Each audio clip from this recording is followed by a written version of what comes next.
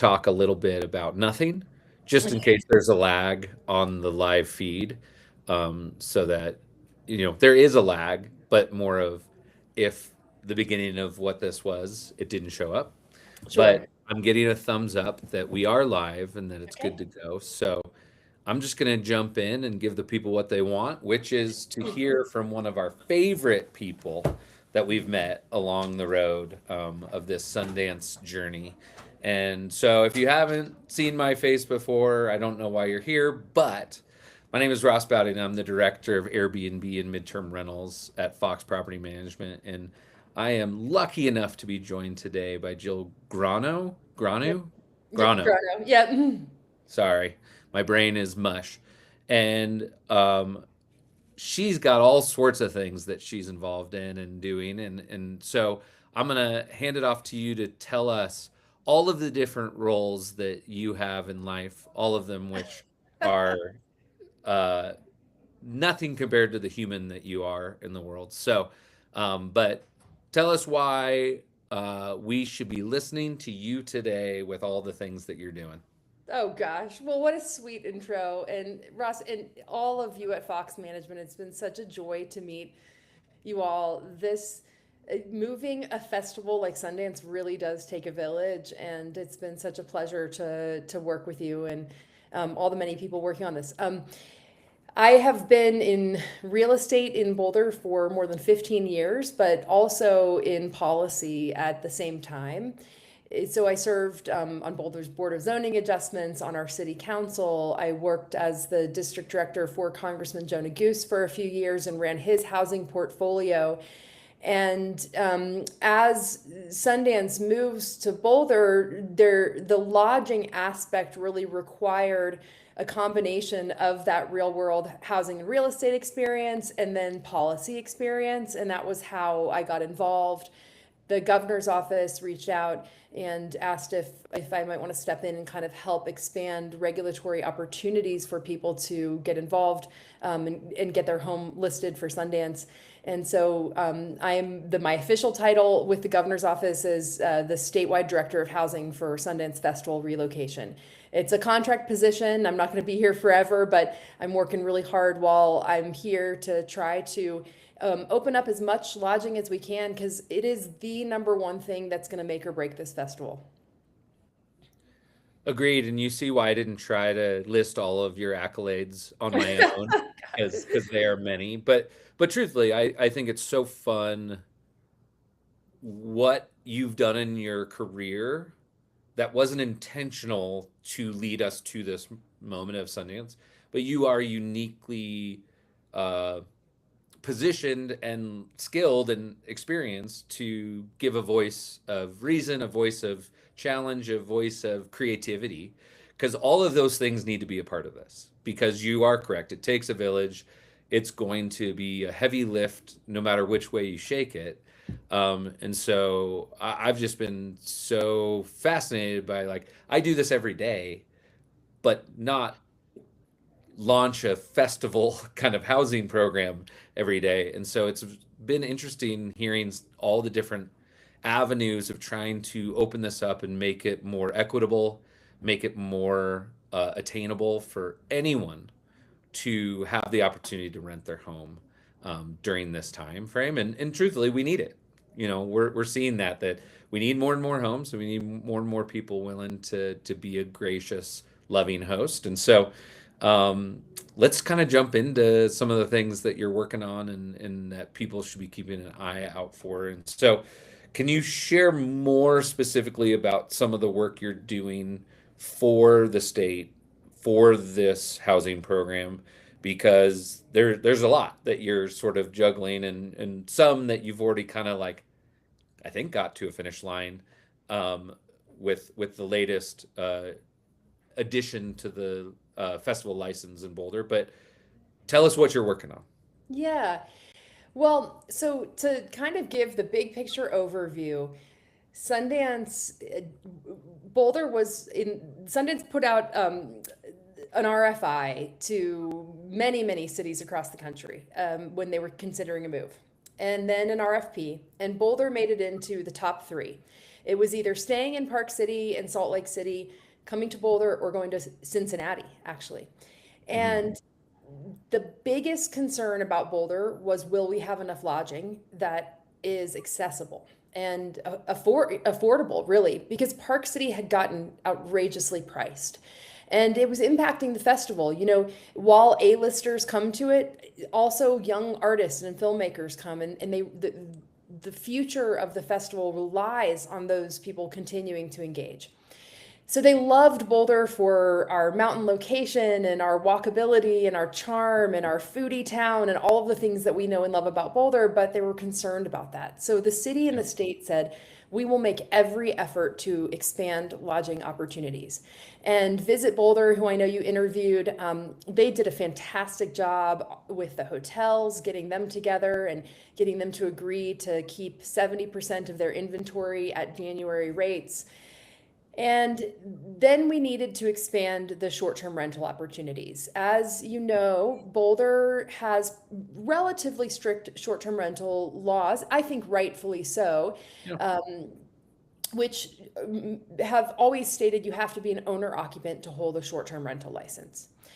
So the first thing council did was about 6 months ago, they passed an ordinance saying now you can be a non-owner occupant and get a short-term festival license just for 29 days. The challenge with that ordinance was that it, at the same time as it said you can be a non-owner occupant, it said you can't hold a long-term rental license. So those two things almost canceled each other out effectively, because most non-owner occupants do hold long-term licenses on their properties, even if it's a second home. A lot of homeowners have a long-term license so that they can rent it out here and there. Certainly all corporate rental housing has a long-term license on it, most people's ADUs. And then Boulder's a big renter city. We're a college town, and over 50%, I think the number's around 52% of our city are renters. And, you know, cities across the country have really started to see an equitability problem in only owners being able to short-term rent. And even outside of festivals, they've started to allow tenants to rent. So there's, you know, this exists elsewhere. So the first thing, you know, I started working on that the city was already kind of taking steps towards, and I think I just helped accelerate, was an ordinance that just passed on Thursday. So gosh, a week ago today, that allows you to hold a short-term festival license and a long-term license. Really effectively, what this means is that everyone in the city is now eligible to lease their space out during Sundance. The only exception is if your HOA says that you can't. And we are working on a state law right now that will make an easier pathway for HOAs to change that. I will say, though, and this is important to really socialize, is that the city does not check whether your HOA prohibits short-term rentals or not. That's not their role. They will give you a short-term license whether your HOA says so or not. So I'm encouraging people in HOAs to just go ahead and get the license. I live in an HOA, and then, you know, keep hammering with your board to allow it. And if for some reason this state law doesn't pass and the process continues to be arduous for HOAs, a lot of HOAs are also, if the board agrees, they're saying, well, we just won't enforce for that 29 days. You know, there are workarounds. So I have been working on this ordinance that I just discussed, and then crafting a whole program around it to primarily focused on multifamily outreach. So we have these huge, you know, thousands of units of multifamily rental housing along transit corridors. They're high amenity. They've got rooftop pools and co-working spaces and hot tubs and fire pits, of really fun places. And helping to craft a program where those tenants can lease their spaces out, those owners can lease their vacant units out. And then working a lot with HOAs. I've been then just helping educate the community and realtor groups on our regular short-term laws too. And then more recently going out around Boulder to all the L towns and getting folks on board. So Louisville just last week passed a short-term rental license ability. Lyons is in the process of that. Longmont is talking about it. They haven't yet passed it. Lafayette, I'm not as sure, just given that they don't have a licensing program really at all yet. So So presumably you can just kind of do it. Yeah. Yeah. Well, that's awesome. I mean, that's a lot. Yeah. And I think one of the things that I'd love for you to maybe touch a little bit uh, more in depth is when it comes to this HOA side of this, because I think it is great seeing the reality of how much is rented versus owned, because that's, I mean, there's not a lot of places that are that close 50-50, you know. Right. But then also, I think HOAs are not uncommon in our city and surrounding communities. And so, as you guys are going through that, is there any, what are some of the resistant points you're hearing from HOAs in general? Is it the idea of having short-term rentals, or is it some other roadblocks that's in the way of just making it a little bit more accessible? It's a combination, honestly. There are some that there's just some kind of innate resistance to new people being in the building, Yep. essentially, or on the complex, or using the amenities, things like that. But there's actually a lot.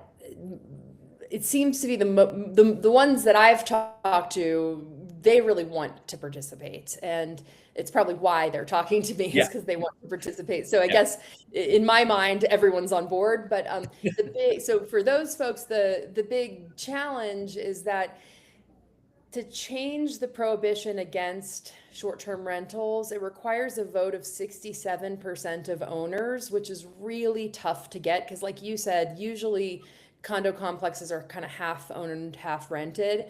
So owners live around the world sometimes. And then even if 67% said yes, it requires pretty significant attorney's fees to change those governing documents. And they don't have that in their budget, especially as insurance has gone up and HOA's reserves are low. And so that's what the state bill would do if we are able to get it passed, is make a really simple, easy pathway where it's a simple majority of owners, provided there's a quorum. So it doesn't even need to be 51% or whatever. It's just majority of a quorum. And then you don't have to change the governing docs. You don't need attorneys. It's a vote. Everyone says yes. If that doesn't move forward, because there's a lot of bills trying to work their way through the legislature, it's a little late in the legislative session. If it doesn't move forward again, if your HOA decides to just allow it, put out a vote, we're talking about 10 days, right? I mean, you don't need to go through all the hassle, but I'm going to leave that for each HOA to decide. But again, the city will give a license no matter what. That's good to know. Yeah. As you have been in Boulder for a while now Yeah. in a lot of different capacities, and um, I think one of the things that is true is a lot of people are asking a question that is super fair, which is, how does this make sense for me or not? Yeah. But can you take us to that next level of how does this benefit us all? And what are some of the things to keep in mind that are bigger than my ability to rent my house for X? But it's more of, how does this benefit my community? And sometimes how does that circle back around to also me benefit? Yeah. I love that, Russ. And I have to say, this is where I just want to stop and thank Fox Property Management. You guys have been giving the most realistic prices. And still good prices where people are going to make a lot of money, but there are groups out there telling people that they can make 3 and 4 times what people were making in Park City. That is outrageous. And again, going back to what I first said, part of the move here was that Park City was getting too expensive. The hope and expectation was that Boulder would be less expensive. And thus far, it's 3 times what Park City was. And I can't emphasize this enough. People won't pay those prices, even wealthy, big sponsors. And so there's these groups popping up around town telling people they're going to make $1 million over the course of the 10-year festival. And that's what owners have in their minds. And what's going to happen is that house just won't get rented. And these groups are going to end up with giant collections of empty, unrented spaces. And we're starting to see this happen already Mhm. as sponsors have reached out to some of these homes, and they're not happy. And it's not like, oh, well, I'm not happy, but I'm going to pay it anyway. It's, I'm not going to pay that. I'm going to either not come, or I'm going to go look for housing in another city. And there is so much economic benefit to keeping people in Boulder County, and even specifically in the city of Boulder. That benefit is to our small businesses. It's to, it's to our children who can, teens and 20s who can create little pop-up babysitting companies and dog walking Yeah. companies, our Uber drivers, every restaurant in town, every coffee shop in town, and every commercial venue in town. I mean, January is slow. Boulder has really high vacancy right now in residential and commercial spaces. Our our sales tax revenue has declined. I mean, we have a lot of reason to want the economic benefit that Sundance brings to our entire community. And by overpricing homes, it will just push people out of our community. People will then be driving in. Parking will be a nightmare. Traffic will be a nightmare. They will be going to the coffee shop in Denver or Broomfield or Superior or Arvada or wherever they stay that isn't Boulder County. Yeah. And we're going to really lose out. And so I just can't emphasize enough. We call it host with heart. Really think of the community aspect here and the long-term benefit for all of us. And think of it too as iterative. Put your home up for a reasonable price this year and get great reviews and build relationships and watch it grow over time. But starting out at 3 times what Park City was is just, it's Yeah. it's really a shame, honestly. Yeah, and I appreciate your kind words there, but it's very interesting just because it's like looking at what we've done for people for 7 years in this division at Fox, and like knowing what success looks like without a new thing added to it, and being like, whoa, I've got properties that all year long don't make that level of income. And so for 10 days to put that expectation is tough. And I think I think there's some PR help conversations like this that it's like I'm not saying, hey, rent it for 30% of market rate. I'm saying this is what the data and the people are saying who are going to rent or not. And so I think it's fascinating. And one of the things I wanted to kind of circle back to in this question is, because of your specific role for the state, what would you say is how the state's looking at, like, what would success look like from the state's perspective in year one? And obviously, I think we all know year one's going to be a version of what we are, and year two, three, four, and forward is going to, it'll feel more normal. We'll understand some of the ebbs and flows, but from what you're kind of looking at, what would success look like? I mean, success would be elevating the whole state. The Sundance is not just 10 days during January. There's year-round activations that are coming to Colorado. At every film festival that we have across the state, they're talking with Telluride and cities all around. And the at its peak, Sundance brought $200 million in economic benefit in one year to Utah. And year over year, it was somewhere between 100 million and 200 million. And that is tremendous at a time when, jobs are being cut and there's so much economic uncertainty. We have this gift of of a really good thing too. You know, like the film festival, the arts are so important for culture and community, and Sundance lifts young artists up and you know, really helps find and launch the next generation of artists. So, you know, there's a fight right now around, do we bring data centers to Colorado? And there's been fights around fracking forever, right? Those, those are much harder to swallow, the economic benefits that those bring, because they poison the water and all of those things, right? This doesn't do any of that. This is just joy, right? This is the arts. This is something that can touch into every aspect of who we are as Coloradans, and so there's so much. And so success is making this festival just go off great, go off smoothly, having the festival goers and the sponsors and Sundance have a good experience in Boulder, showing them who we are in Boulder and welcoming them, and growing the festival. And again, I'm gonna go keep hammering this in. Lodging is a huge Yeah. part of that. Yeah. Love that so much, and totally am on board for everything you just talked about. I think it's great. So last Thursday was a big night of getting that addition to the ordinance, that it's like, hey, even having a long-term license, you can also have a festival license. Do you have any understanding of, like, can you already apply for that? Like, what are the processes? Are we still waiting on some of those things? Anything that can help people go, if I can't do it right now, when? So that people can start making plans for what it is they're considering doing. Yeah. So you can start applying for that on the 21st, so really soon. But get ready even before then.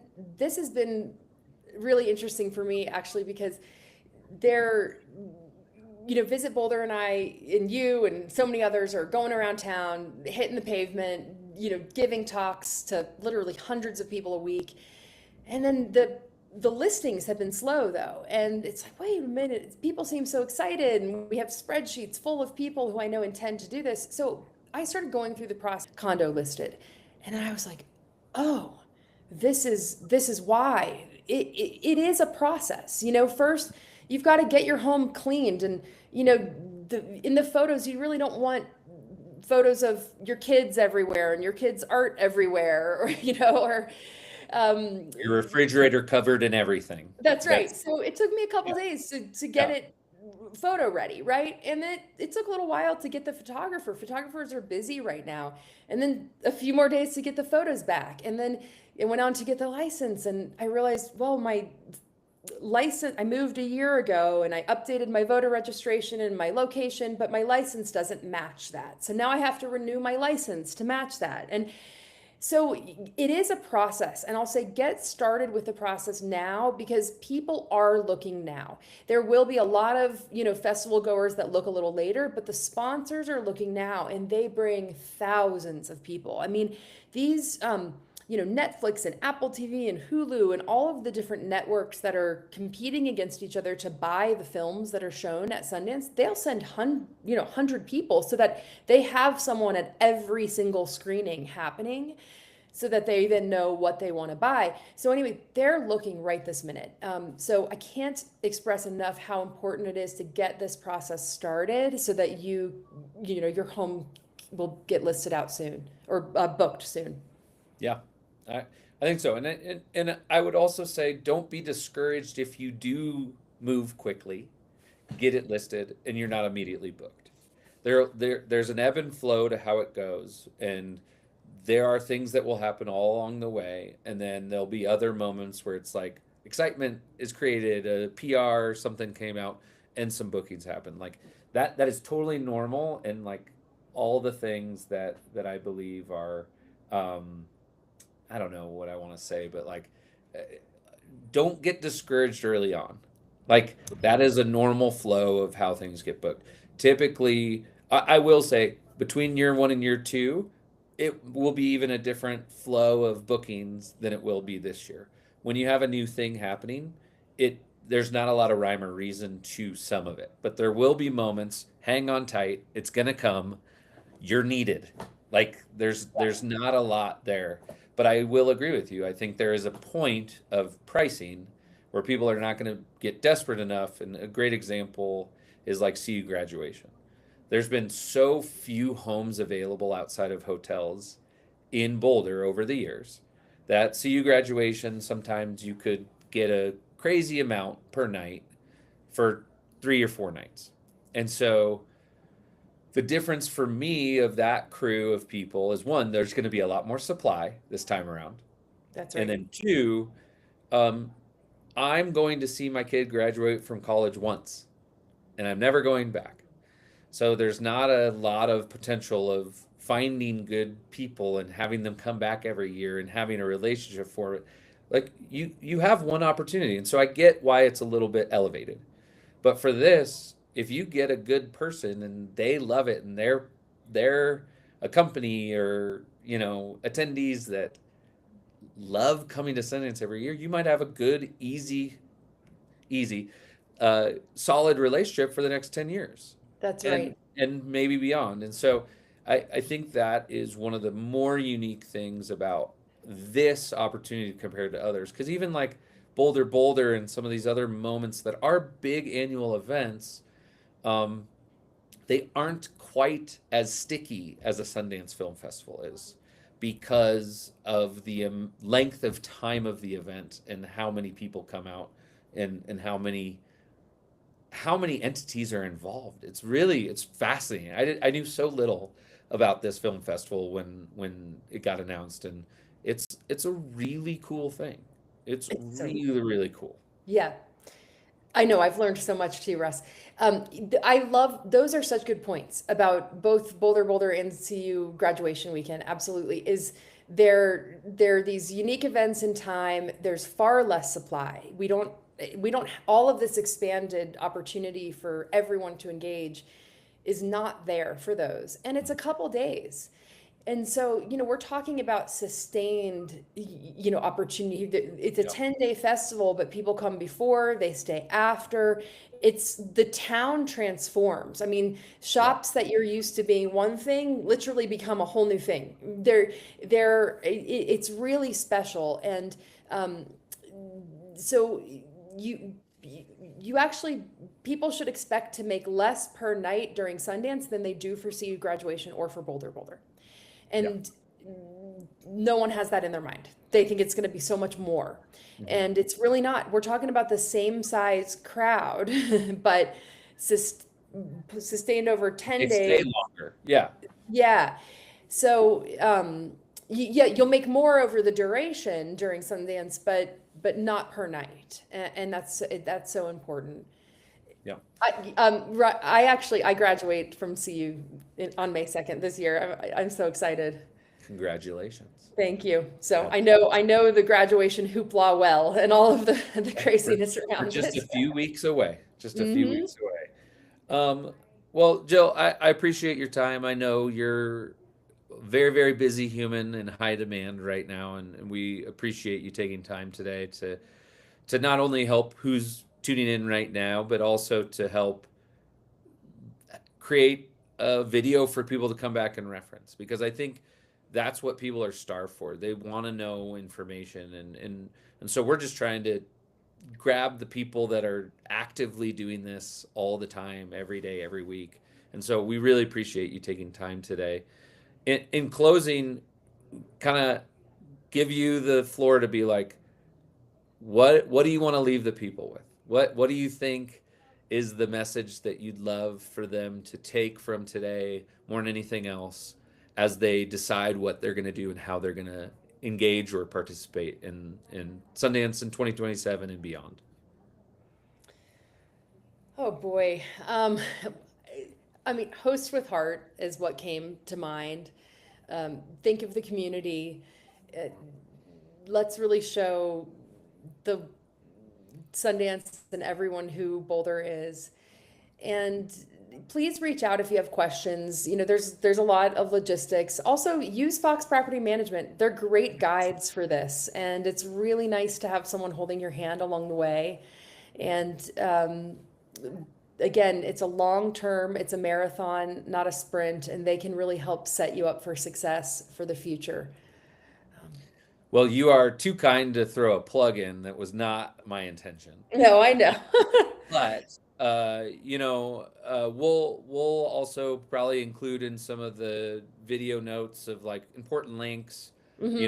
festival licensing links, stuff like that for all the different places. And I think my encouragement to everyone is to just keep listening, keep moving. But I think stop being paralyzed. Like Yeah, make a do it decision. Do now. do something, whether it's with Fox or whether it's with other companies or whether it's on your own. Um, Sitting on your hands waiting, I don't think is helping the whole thing. And so, but be informed before you just blindly jump into a thing and not really know what it's going to mean for you. So, well, Jill, I really appreciate your time today. I continue to be appreciative of all the hard work you and all the different people involved at the city and state level are doing to try to make this work for everyone. And it's not easy. But I appreciate that you guys are being creative and doing what you can to make this accessible to all. Well, likewise, absolutely. And this might be an awkward place to end, but I do just want to emphasize too, if you're in the city and you're an owner occupant, get that regular short-term rental license, because then Hmm. you can short-term rent during CU graduation in Boulder There you Bowl. go. They're pretty close in price. I hate to see owner occupants get the short-term festival license and then they're limited to 29 days. I, Um, I agree with you. I think the flexibility is there. You don't have to do anything else, but I do like that kind of creativity. But yeah. well, thank Well, you so much, Jill. I absolutely. appreciate Thank you. Thanks your for being out time. there. Yeah, and thank you all for hanging out with us and listening. And we'll see you the next time we have a little chat with somebody awesome like Jill.